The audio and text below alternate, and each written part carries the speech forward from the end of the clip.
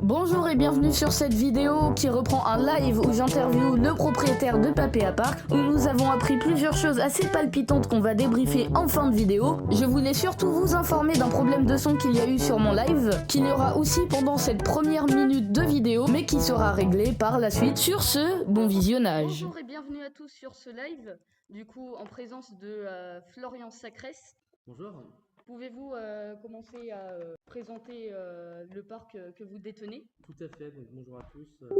Voilà, Papéa, c'est un parc d'attractions qui a été créé en 1971. Aujourd'hui, il y a plus d'une trentaine de manèges. Un spectacle dans un beau chapiteau de 650 places qui est présent donc, tous les jours d'ouverture du parc.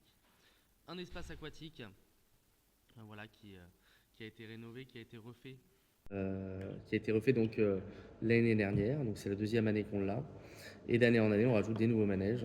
Le parc fait 24 hectares, on est donc aux portes du Mans. Et on a de la chance d'avoir fait une très très belle saison avec un beau temps. Et aujourd'hui d'ailleurs, il fait encore très beau et on a beaucoup de monde, donc c'est hyper positif. Oui, bah du coup, encore une fois, bienvenue et nous allons sûrement pouvoir commencer les questions. Allez, c'est parti. Les questions hors parc, donc ça va toucher un peu la relation avec les autres parcs ou bien sûr. Même l'histoire de la famille. Quels ont été les différents propriétaires? Ouais. Et donc voilà, c'est simple, il y a eu en fait un créateur qui s'appelait Jean Bailleul, qui a créé toute la zone de Papéa en 1971 et qui a créé la zone de Papéa où il y avait 3 activités. Le parc qui s'appelait Papéa City à l'époque, puis l'auberge de Papéa qui est le jardin gourmand aujourd'hui et l'hôtel motel Papéa qui est une zone de 3 hectares et demi où il y avait des chalets pour de l'hôtellerie. Il l'a exploité pendant 8 ou 9 ans. Et après, donc, il y a Alain Guéné d'ailleurs qui est juste en face de nous, qui a repris l'exploitation du parc avec sa femme, Marie-Lise, pour l'exploiter pendant 28 ans. Et donc nous, on est arrivé il y a 17 ans, en 2008, pardon. 2008. Alors, hiver 2007-2008. Exactement, donc c'était l'hiver 2007-2008 pour une ouverture en saison 2008. Donc 17 ans, ça fait 17 ans, 17e saison. Où nous on l'exploite, donc au début c'était mon père, puis moi, puis aujourd'hui ma sœur et moi principalement, qui avons donc repris l'exploitation du parc afin de pouvoir le développer. Bon, on va passer à la prochaine question. Info connue à la reprise, donc des petites anecdotes sur le parc par exemple, sauf si vous en avez pas. En fait, à l'époque, nous en 2008, quand on reprend le parc, donc Alain Guéné avait fait 28 saisons. Il y avait 3 thématiques qui étaient principales pendant son exploitation, notamment la mise en place en 1990 de l'espace aquatique, qui était la première grosse activité qu'il a installée dans le parc, qu'on a changé il y a 2 ans. En 1996, le train de la mine, qui est toujours une des attractions emblématiques du parc, donc très bon manège que les gens adorent même aujourd'hui et qui reste un des manèges phares. Les chevaux galopants, qui sont aussi là aujourd'hui. Et en fait, Alain aussi avait développé quelque chose de hyper connu dans toutes les personnes qui allaient à l'époque à Papéa, c'était le développement des spectacles pour les Indiens, avec des chevaux principalement et des animations. Et donc, au passage, vous avez aussi répondu à la question suivante, donc les attractions présentes avant. Oui, tout à fait. Donc, l'histoire de la famille. L'histoire de la famille, en gros, mon père était donc forain. Il avait, avec sa mère et son frère, certaines petites attractions sur les fêtes foraines, notamment aux abords de Paris, fêtes des loges et autres. Puis, en fait, il s'est installé il y a plus de 60 ans. Il a racheté un premier manège au jardin d'acclimatation, puis un deuxième, puis un troisième. Et donc, il y a une quarantaine d'années, il a développé un manège qui était révolutionnaire à l'époque, qui s'appelait donc le Dragon, qui ressemblait en fait au train de la mine de Papéa. Ok, je m'arrête quelques secondes sur ce coaster car il y a beaucoup de choses à dire. Je ne vois pas vraiment ce qu'il veut dire par développer, donc je ne sais pas si c'est lui qui l'a acheté, mais tout ce qui est sûr c'est qu'il a joué un rôle important dans l'implantation de ce coaster, qui est le premier coaster fixe de France. Je précise fixe car il y avait déjà des coasters en France, mais c'était des coasters forains, donc qui se déplaçaient de fête foraine en fête foraine. Ce coaster qui se nommait le Fil du Dragon, qui est ouvert en 1987 et qui a fermé donc fin 2023. Ce coaster est le grand frère du train de la mine à Papéa Park, qui est donc le parc que va racheter par la suite Roger Sacresse. Je vais m'arrêter là pour les infos de ce coaster car il y a beaucoup trop de choses à dire et je vous ferai sûrement une vidéo complète. C'est le Soquet qui a été enlevé. Exactement, Oui. c'est le Soquet qui a été enlevé. C'était un des premiers manèges d'ailleurs de Soquet à l'époque, au moment de la reprise de cette institution française. Et donc ce manège qui était en fait hyper novateur pour l'époque lui a permis en fait de développer son chiffre d'affaires en prenant bien sûr beaucoup de risques parce qu'il y avait un gros investissement, Oui. mais de développer son chiffre d'affaires et avoir la possibilité après de pouvoir racheter entre guillemets les différentes personnes qui exploitaient d'autres manèges dans le parc. Donc voilà, il est resté plus de 60 ans au jardin d'acclimatation, enfin plus de 50 ans en tout cas, jusqu'en 2015. Ça fait 10 ans qu'on n'y est plus aujourd'hui, car voilà, le groupe LVMH a développé un projet avec notamment la fondation en parallèle, où ils ont réinvesti beaucoup d'argent dans le parc pour pouvoir l'exploiter. Oui, pour mettre un thème assez steampunk. Voilà, c'était le thème Oui. qu'ils ont essayé de développer, enfin qu'ils ont développé, d'ailleurs ça rend très bien. Voilà, un peu type métal, type engrenage, voilà. Donc votre père était forain. La base de la base, oui. Vous avez des images ou est-ce que vous connaissez l'attraction qu'il avait? Oui, alors on a des photos de la première attraction qu'il a eue au jardin d'acclimatation, qui s'appelait le Petit Poussin, qui ressemble au Petit Poussin de Papéa. Exactement pareil presque. Voilà, sauf qu'il y avait des sujets, il y avait aussi des avions sur ce. Quoique à Papéa, il y a aussi des avions. Oui. Papéa, les sujets ont été changés il y a quelques années justement pour redonner un coup de jeune. À l'époque, au jardin d'acclimatation, c'était les sujets qui étaient encore dans leur jus, mais ça avait son charme. Et voilà, c'était le premier manège qu'il a eu au jardin d'acclimatation. Donc oui, on a quelques photos de ça. Et donc la découverte de Papéa, un peu votre première visite au parc, comment ça s'est passé?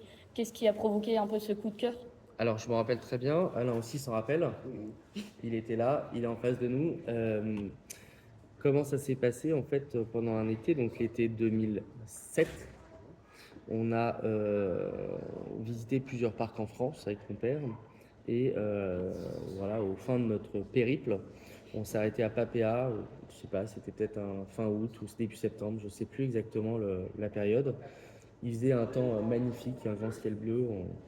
Le parc était pas disposé encore pareil parce que là aujourd'hui l'entrée a été avancée, mais l'entrée à l'époque était en face des boutiques où il y avait des ânes et des chèvres de mémoire sur le côté train.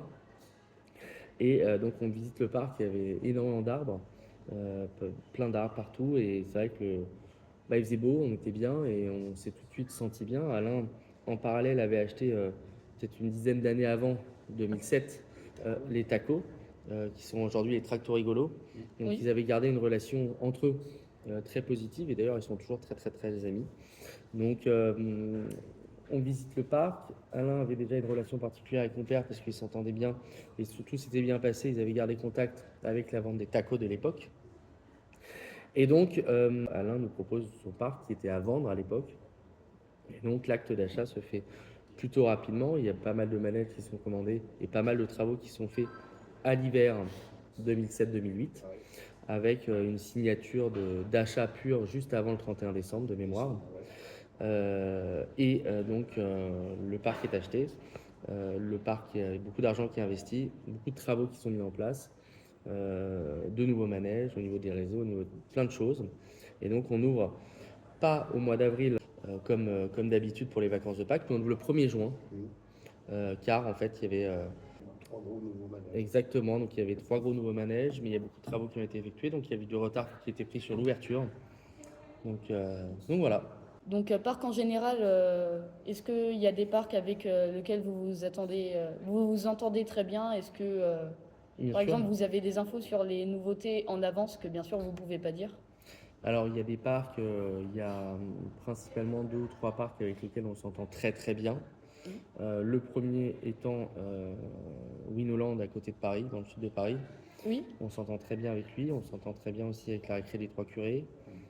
Et on s'entend relativement très bien, même très bien avec Klingoland, qui est un parc vers Vannes. Ça, c'est les 3 parcs principaux. Après, on a des bonnes relations avec tous les parcs. On n'est pas concurrents en fait des parcs qui sont autour de chez nous. Voilà, on peut avoir des concurrences indirectes qui sont avec le bowling, le zoo, les parcs indoor. Voilà, les gens peuvent choisir, ils en font soit l'un, soit l'autre. Chez nous, voilà, les gens viennent une fois par an, voire 2 fois, voire plus, mais il y a de la place pour tout le monde, donc voilà, on n'a pas de on est très amis avec tout le monde.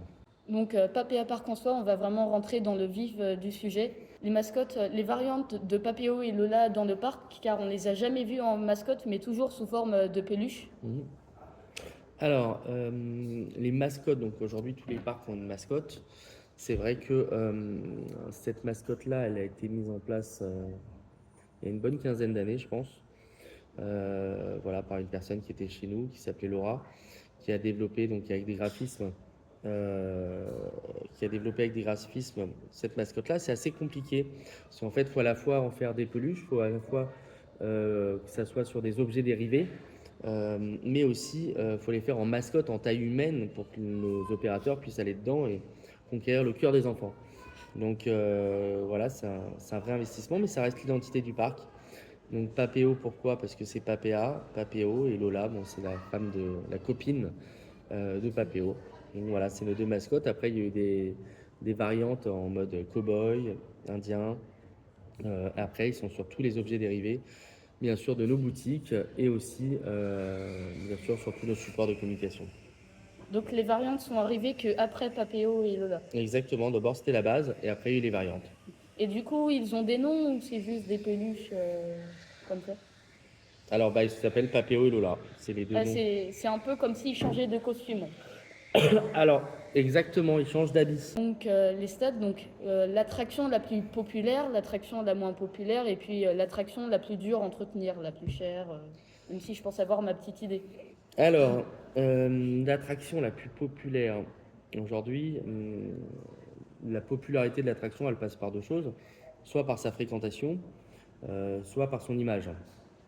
Aujourd'hui, quand on parle de Papéa, sur la fréquentation de nos manèges, c'est le carrousel et le roller coaster qui font le plus de passages, en termes de nombre de passages sur les manèges.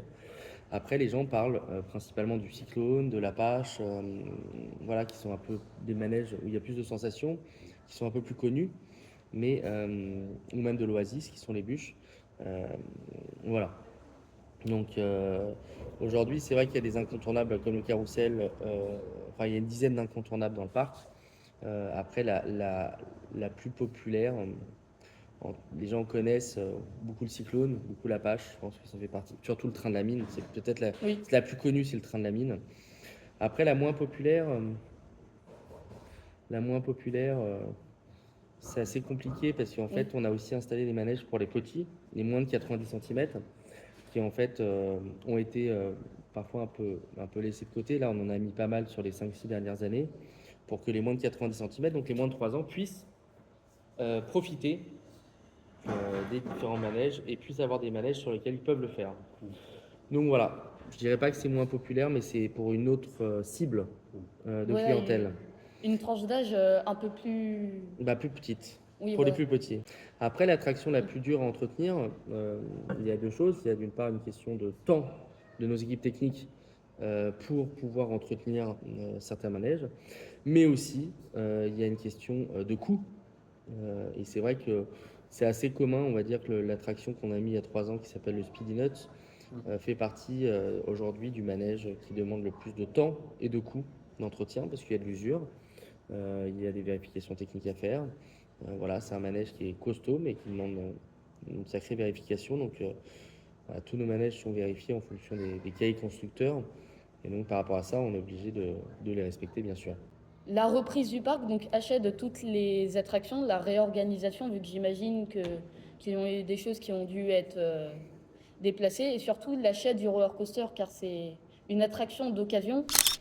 Et ma question surtout par rapport au roller coaster, c'est est-ce que vous l'achetez à un intermédiaire ou est-ce que vous l'avez directement acheté au parc Six Flags qui avait fermé? Alors, donc c'était un parc qui était aux États-Unis qui s'appelait Six Flags qui a fermé pour une raison, c'est qu'en fait il était trop proche d'un autre parc qui était au même propriétaire. Donc il a éliminé un des deux parcs pour pas se faire concurrence lui-même.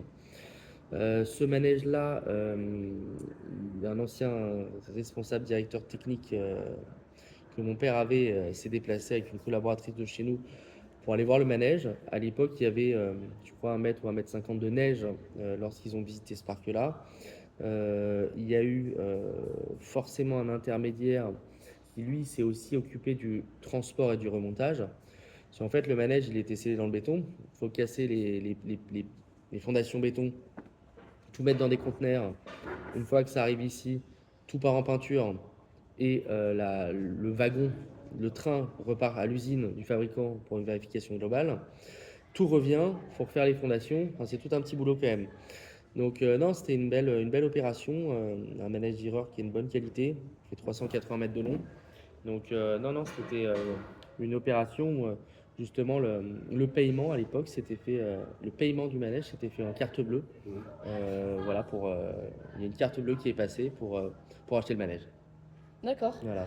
Donc, étant donné que le parc a été fermé fin 2007, du coup, vous l'avez acheté direct après sa fermeture ou vous l'avez acheté Alors, il n'est pas arrivé la après. première année, il n'est Oui. pas arrivé en 2008, ce Oui, en manège-là. 2009. Il est arrivé en 2009, tout à fait. Donc, il y a eu tout le temps du démontage, du transport, de la révision, de la peinture. Voilà, il a ouvert pour la saison 2009, de mémoire. D'accord. Donc, alors oui, là, c'est une assez grande liste. Ouais, ça peut être des choses un peu dites en rapide. C'est pour voir, est-ce qu'il y a des propositions qui pourraient être implémentées dans le parc? Est-ce qu'il y a des choses réfléchies ou est-ce il y a des choses pas envisageables? Voilà. Un dark ride, pourquoi pas. Water coaster, ça s'appellerait énormément. Ils en ont mis au Pal et à Nigloland. C'est super, par contre c'est un budget. Rafting, c'est très bien. C'est une rivière à bouée, donc dans un grand bac avec de la sensation et ça tourne. Donc ça c'est un truc qu'on envisage.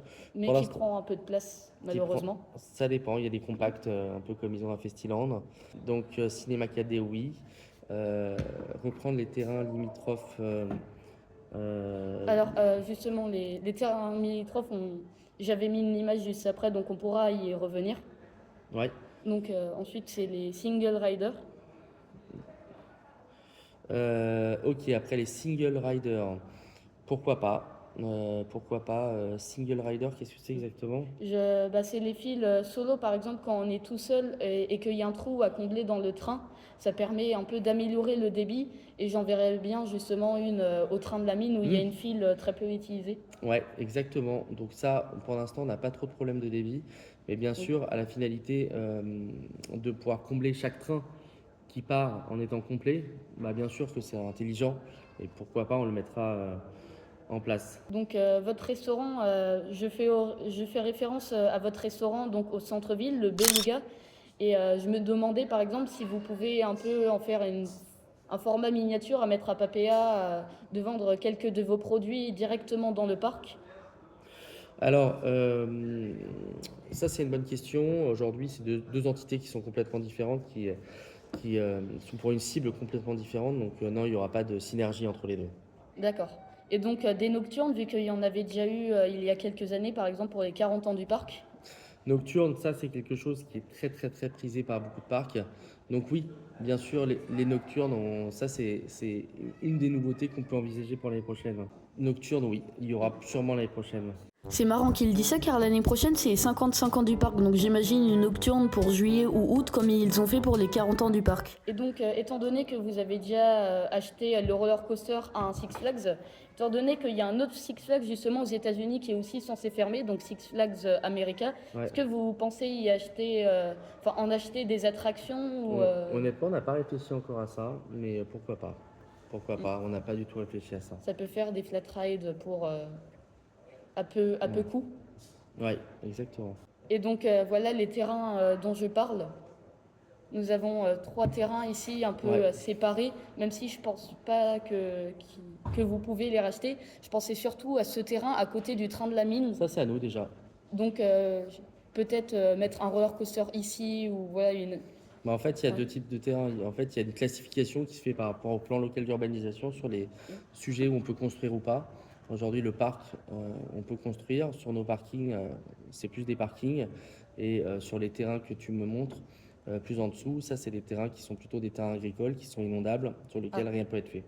Et donc, dans le futur, est-ce qu'il y a déjà des choses prévues? Donc, la future Rotema, car vu que vous en faites assez régulièrement, par exemple, avec il n'y a pas longtemps l'Oasis, Ouais. est-ce qu'il y en a une prochaine de prévue sur quelle attraction ou vous pouvez rien en dire? Alors aujourd'hui, ce qui est prévu concrètement, c'est de s'attaquer un petit peu à nos parkings, qui Oui. lient le jardin gourmand, l'hôtel et le parc.